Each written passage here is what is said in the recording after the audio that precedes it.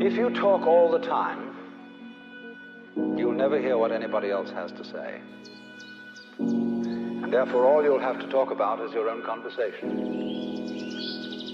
The same is true for people who think all the time. That means, when I use the word think, talking to yourself, subvocal conversation, the constant chit-chat of symbols and images and talk and words inside your skull. Now, if you do that all the time, you'll find that you've nothing to think about except thinking.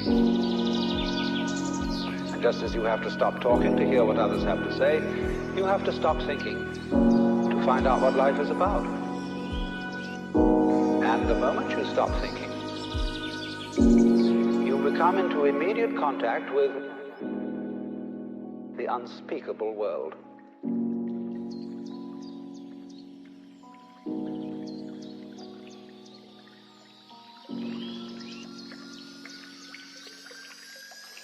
The force of liberation will blow the world to pieces.